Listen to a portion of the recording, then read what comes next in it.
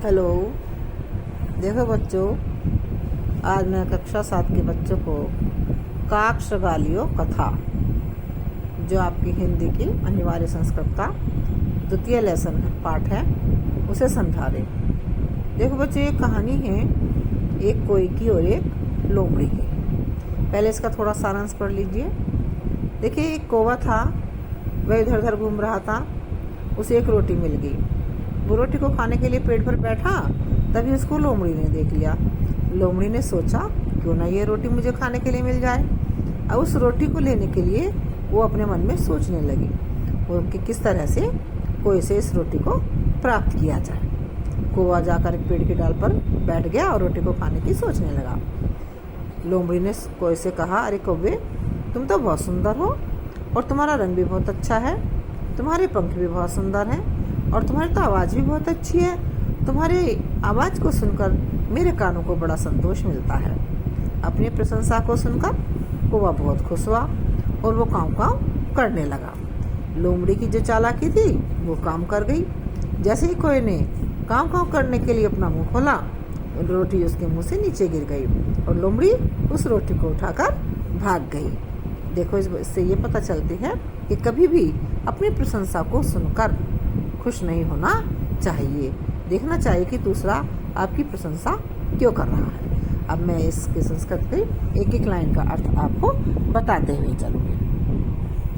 एक काके बुभुक्षित आसीत। एक बार की बात है कि एक कौवा बुभुक्षित माने भूखा था।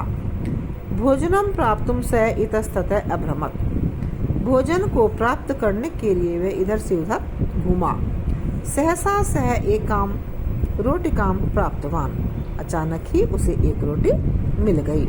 सह एकस्य वृक्षस्य शाखाया उपरि उपविशत ताम रोटिका खादितुम अचिंत्यत। उसने एक वृक्ष की शाखा के ऊपर बैठकर उस रोटी को खाने के लिए खादितुम में तुमन प्रत्यय का प्रयोग हुआ है।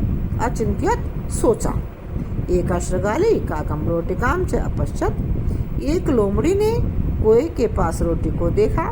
साताम रोटिकाम प्राप्तुम मनसि अचिंत्यत। उस लोमड़ी ने उस रोटी को प्राप्त करने के लिए अपने मन में सोचा। सातस्य वृक्षस्य अध अतिष्ठत। और वह लोमड़ी उसी पेड़ के नीचे, अध माने नीचे, अतिष्ठत माने बैठ गई। यस्य ऊपरी, यस्य माने जिसके ऊपर, काक उपविष्ट कौवा बैठा हुआ था। श्रगाली काकम अवदत। लोमड़ी ने कोए से कहा, भो काक, अरे कोए, तुम अतीव सुंदर अस्ति। तुम तो बहुत सुंदर हो। तब वर्ण मोह के अस्ति। तुम्हारा तो रंग भी बहुत सुंदर है। तब पक्षो मनोहरो स्थ। और तुम्हारे पंख भी बहुत मनोहारी हैं, यानी मन को हरण करने वाले हैं। तब ध्वनि अतीव मधुर अस्ति। तुम्हारी आवाज भी बहुत अधिक मधुर है, मीठी है। तब ध्वनि श्रुत्वा मम कर्णो तृप्तम भवते। तुम्हारी ध्वनि को सुनकर तो मेरे कानों को तृप्ति मिलती है। स प्रशंसा श्रुत्वा काके अपनी प्रसन्न अभवत।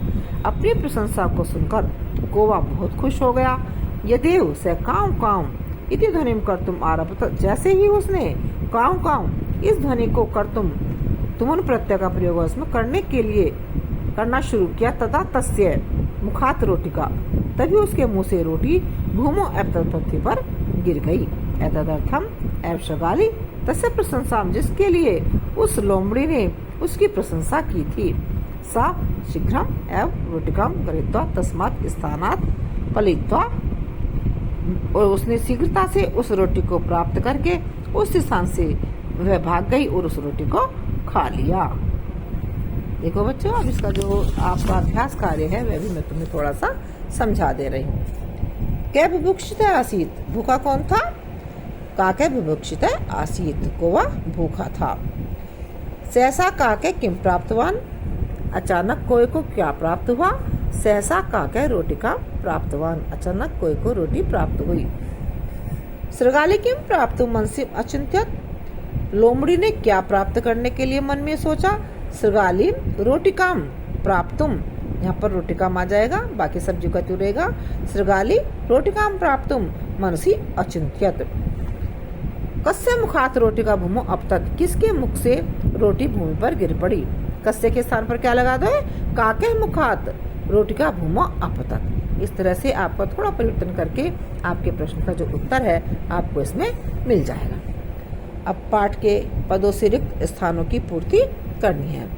एक है काक है विवक्षित है आसीत, स इतस्तत है वह इधर उधर घूम रहा था, स प्रशंसा श्रुत्वा काक काँव काँव अकरोत्, एतदर्थ में सृगाली तस्य प्रशंसाम अकरोत्, सा रोटिकां गृहीत्वा